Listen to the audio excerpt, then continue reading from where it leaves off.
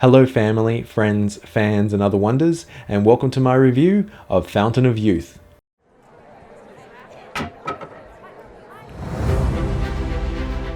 Fountain of Youth is directed by Guy Ritchie from a screenplay by James Vanderbilt and has a runtime of 125 minutes or a little over 2 hours and is currently streaming on Apple TV+. The film stars John Krasinski, Natalie Portman, Eiza González, and Domhnall Gleeson. Is about a treasure hunter named Luke Perdue, played by John Krasinski, who is hired by billionaire Owen Carver, played by Domhnall Gleeson, to find the Fountain of Youth. In searching for clues to the location of the fountain, Luke must try to encourage his younger sister Charlotte, played by Natalie Portman, to join the team to find the fountain before they're either arrested or killed.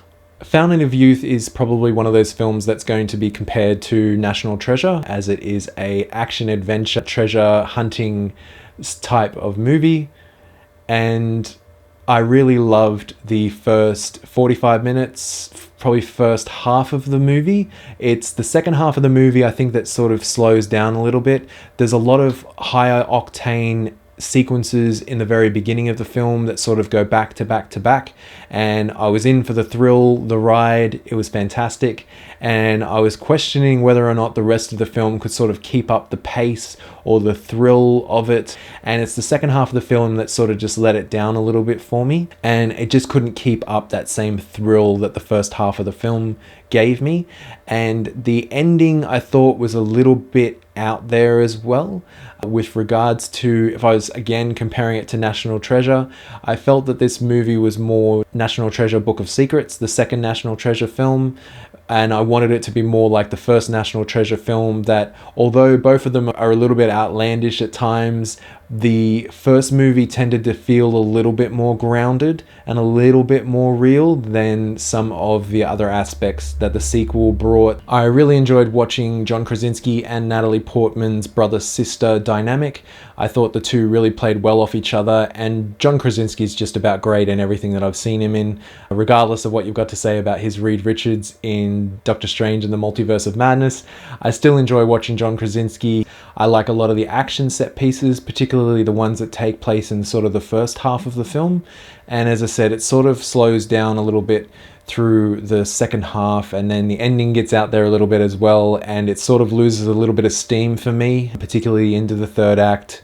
I do recommend checking it out. It is only available currently on Apple TV+. Fountain of Youth entertained me very much through, as I said, the first act. Maybe halfway through the second act is when I felt that it was probably running out a little bit of steam.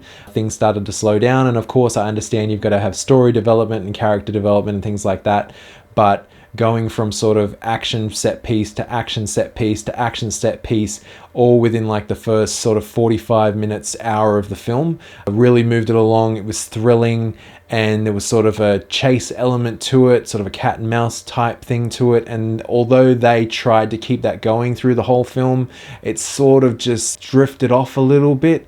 They didn't exactly feel as though the same danger was present as there was in sort of the first half of the film. But as I said, if you have really enjoyed watching action and adventure treasure hunting movies like a National Treasure, I think that you'll probably have an enjoyable time watching this. John Krasinski, as I said, is great. Natalie Portman is very good as well as the rest of the cast. So I did have a good time watching it.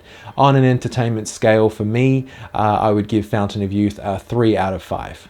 There are no mid-credit or post-credit scenes, but if you would like to pay respect to those that put in the long hours and the hard work to bring Fountain of Youth to Apple TV+, please do sit through and have a look at the credits, pay respect to those people.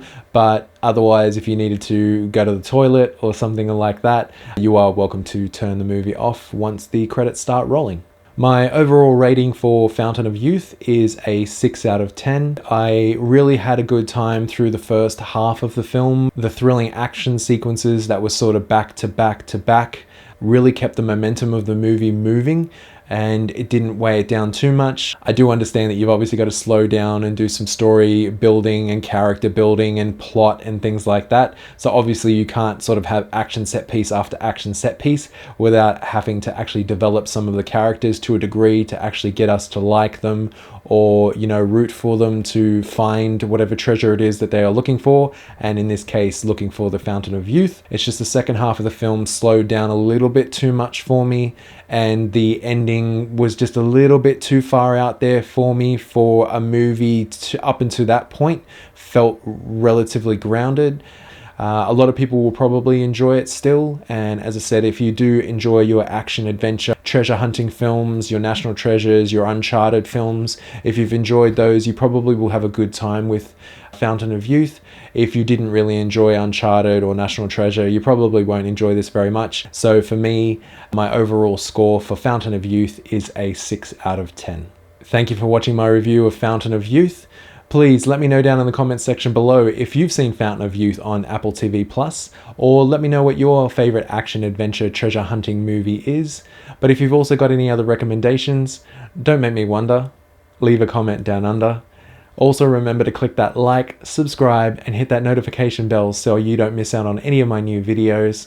And remember to be the wonder.